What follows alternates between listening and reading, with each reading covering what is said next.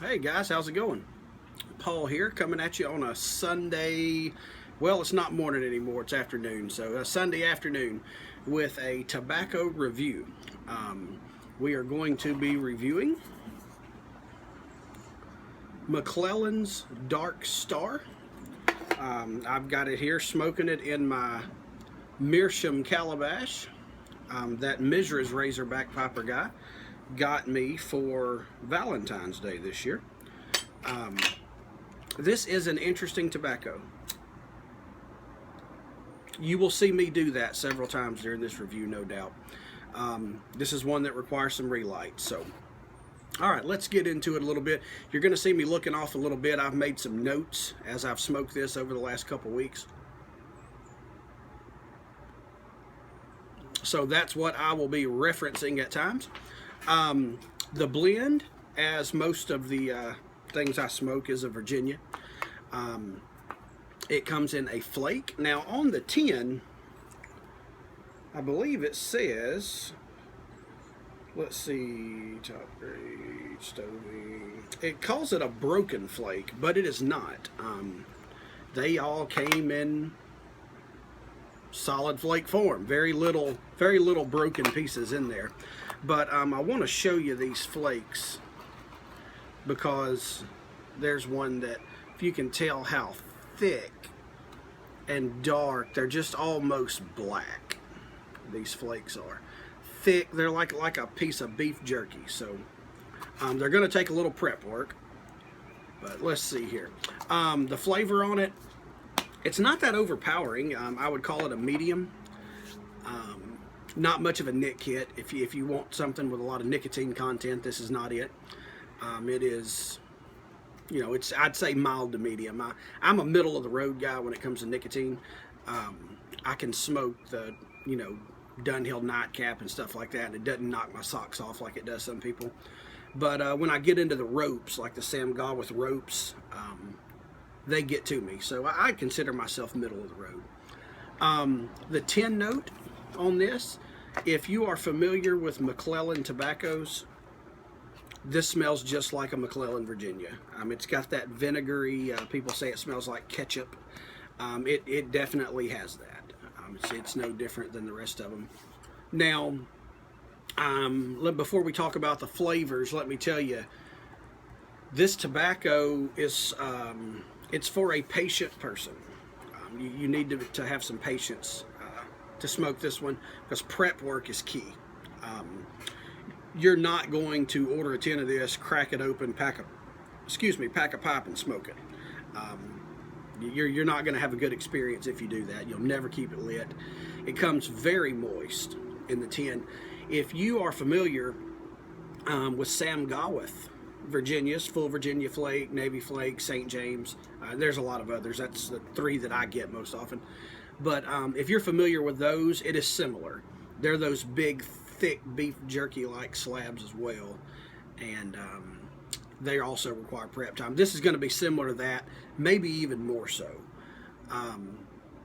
So let's see there. But I compared it to the Sam Gawith Virginias as far as prep work. They don't taste the same. So what I end up doing, sorry about that, what I end up doing with this one is I rub it out a little more than usual. Usually, and I just did a video on packing flakes, and I talked about how I like to leave the flake intact as possible. I just normally take a flake and I'll fold it a few times and put it in the pipe, and then just rub out the last little bit on the top to get it going. This one I rub out a little more.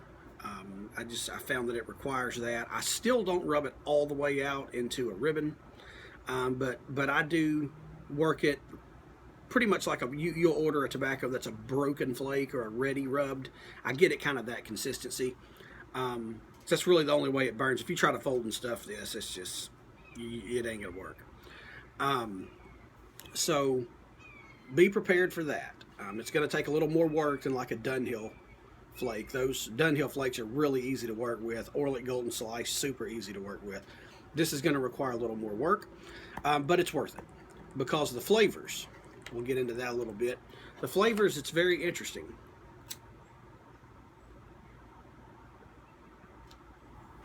Keep in mind this is a dark stoved Virginia. So you are not going to get the grassy hay-like notes. That's the bright Virginias. You get that fresh cut grass and citrus. You're not going to get that with this one. This one, you get a good sweetness, a good amount of sweetness with it. But it's not, like I said, the sweetness it's a little different. It's a fruity flavor, but not the bright citrus. It's more like a dark. I've heard people refer to it as stewed fruit, and that's a good description. Let's see here. Also, with this one, you don't get a lot of spice with most Virginias. And I wouldn't say that you get a lot with this one. But you do get some. You get more spice than usual for a Virginia. And it's got a earthy component to it. The background is kind of an earthy flavor that is different as well. So I won't keep rambling on about the flavors. My palate is not as refined as most, and I won't tell you particular things, you know, particular fruits that I pick out or anything like that, because I don't really get that in most things. I'm not that refined. But you do get some sweetness, you get some spice, you get some earthy.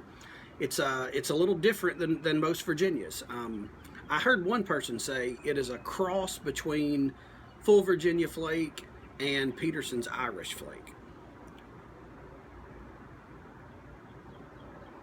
And I wouldn't have thought of that personally, but I can see where that person was coming from. I definitely think that's a unique and a good description. But this is a unique tobacco. Now, you're going to require some relights. Just the nature of this one. Like I said, prep work is going to be the key. What I did with my tin, and I did this on the advice of a guy at my local shop who has years and years of experience. He's been smoking a pipe as long as I've been alive, and this is one of his favorites. And he told me, he said, look, when you get a tin of Dark Star, crack that tin open and just let it sit there open for several hours. He does it overnight. He'll crack it before he goes to bed, get up in the morning and put the lid on it, and you still don't ever have to jar it. It just, most tobaccos, you know, you open the tin and you want to get them in a jar pretty quick if they're the right moisture content. This stuff, you won't have to do that. If you smoke it quite a bit. I would say, you know, you could go a couple months without putting it in a jar. So it's going to require dry time. If you don't do that with the tin, if you don't open it and set it out, you're going to need to take a flake out and set it out for 2 or 3, 4 hours. I mean, it's not one you're going to set out 30 minutes. Like I said, it does require more effort than some people are willing to give it. But if you are patient, it is very worth it. This is a wonderful tasting tobacco. It's unique. It's, like I said, it's different. It's pretty complex. There's a lot of things going on. You get that earthy, you get the spice, you get the sweet, almost like a molasses.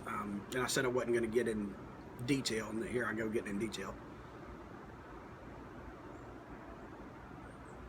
As you can see, I hadn't, with proper drying time, I hadn't puffed that in a while, and it's still lit just fine. So if you dry it out well, you'll be good.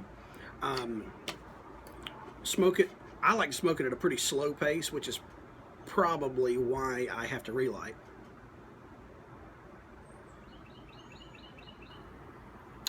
All right, now where does it rank among the Virginias that I like? My favorite Virginia is Sam Gawith Full Virginia. And I've also started liking McClelland's Red and Black here lately. I don't know that Dark Star will unseat those as my top 2, but it is very good, and it's right up there. I mean, the guys at McClelland, they know how to make a Virginia flake. And I've heard that this ages very well, so I look forward to putting a few tins back and trying it again in 2 or 3, 4 years, and see what what it does after that amount of time. So that's it, guys. I'll wrap it up here. I highly recommend trying Dark Star if you are a Virginia lover. It's very good. It has some similarities with other Virginias, but like I said, it's got some unique qualities about it as well. So I highly recommend giving it a try. That's all I've got, guys. If there's a tobacco you want to see me give you my thoughts on, hit me up. I'll try to get a hold of it. Appreciate you watching. I'll talk to you next time, guys. Go forth and do good.